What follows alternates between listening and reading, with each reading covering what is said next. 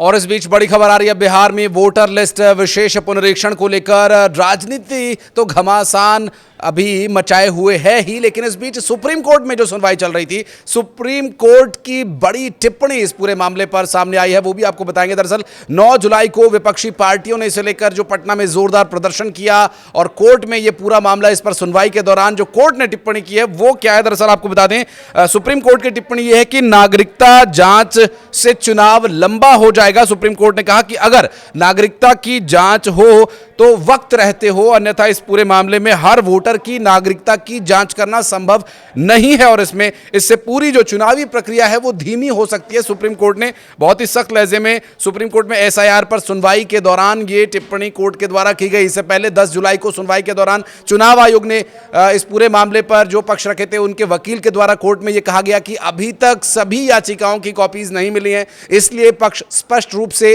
रख पाना मुश्किल हो रहा है। लेकिन आज कोर्ट ने सभी तथ्यों के आधार पर जो टिप्पणी की है, निश्चित रूप से ये विपक्षियों के लिए एक बड़ा झटका भी हो सकती है। याचिकाकर्ताओं की ओर से पेश हुए वकील गोपाल शंकर नारायण ने कहा कि वोटर लिस्ट रिवीजन का प्रावधान कानून में मौजूद है और यह प्रक्रिया संक्षिप्त रूप में या फिर पूरी लिस्ट को नए सिरे से तैयार करके भी हो सकती है। उन्होंने चुनाव आयोग पर सवाल उठाते हुए कहा था कि एक नया शब्द गढ़ दिया गया, स्पेशल इंटेंसिव रिवीजन। ये आयोग कह रहा है कि 2003 में ऐसा किया गया था, लेकिन तब मतदाताओं की संख्या काफ़ी कम थी। अब बिहार में 7 करोड़ से ज़्यादा वोटर्स हैं और पूरी प्रक्रिया को बहुत तेज़ी से अंजाम दिया जा रहा है। उनका कहना था कि चुनाव आयोग को ये अधिकार तो है, लेकिन प्रक्रिया कानून सम्मत होनी चाहिए, पारदर्शिता और व्यावहारिक भी होनी चाहिए, खासकर तब जब करोड़ों मतदाता को सूची में शामिल किया गया हो। आपको बता दें कि शंकर नारायण ने कहा कि जब 7 करोड़ लोग मतदाता सूची में हैं तो इतनी बड़ी प्रक्रिया को तेजी से और जल्दबाजी में अंजाम दिया जा रहा है, जो कि एक चिंता का विषय है। दरअसल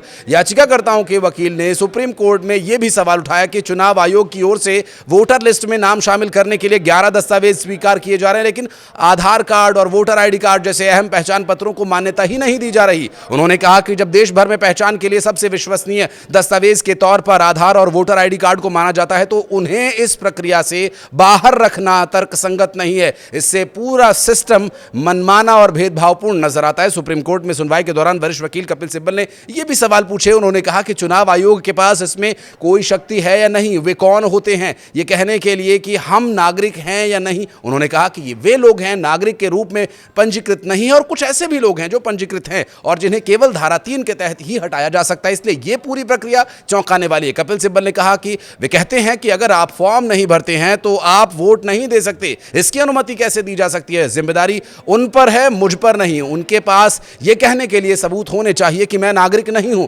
सिब्बल के सवालों पर सुप्रीम कोर्ट ने कहा कि क्या यह देखना उनका अधिकार नहीं कि योग्य वोट दें और अयोग्य वोट न दें? न्यायमूर्ति धुलिया के द्वारा यह कहा गया कि वो आप कह रहे हैं कि बड़ी संख्या में मतदाता अधिकार से वंचित हो जाएंगे। सुप्रीम कोर्ट में एक और वरिष्ठ वकील अभिषेक मनु सिंघवी ने भी अपनी बात रखी और कहा कि यह नागरिकता का मामला है। उन्होंने एक मतदाता के मताधिकार से वंचित होने के लोकतंत्र और बुनियादी ढांचे पर इसे आघात बताया और उन्होंने कहा कि इसलिए हम कह रहे हैं कि अब तक हुए सभी 10 चुनाव गलत चुनावी आंकड़ों पर आधारित थे। सुप्रीम कोर्ट ने आधार कार्ड को पहचान पत्र के रूप में मान्यता न देने को लेकर चुनाव आयोग के फैसले पर सवाल उठाया और आयोग के वकील के जवाब में क्या कुछ आया वो भी आपको बता दें। दरअसल वकील ने जवाब देते हुए कहा कि सिर्फ आधार कार्ड से नागरिकता साबित नहीं होती और यहां अगर इस पर कोर्ट ने कहा कि अगर वोटर लिस्ट में किसी शख्स का नाम सिर्फ देश की नागरिकता साबित होने के आधार पर शामिल करेंगे या फिर ये बड़ी कसौटी होगी, तो ये गृह मंत्रालय का काम है, आप उसमें मत जाइए, उनकी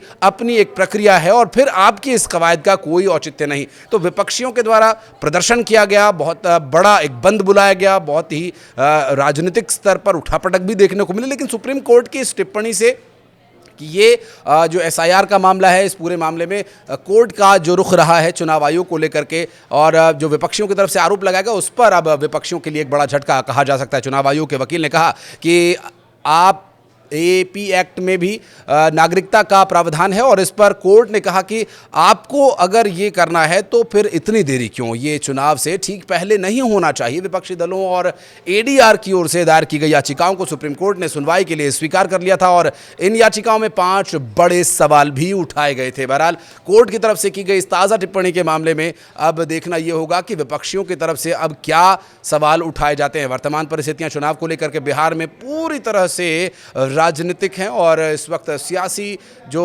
सरगर्मी है बिहार में चरम पर है। अब देखना यह होगा कि कोर्ट की इस टिप्पणी के बाद विपक्ष के पास क्या रास्ता बचता है।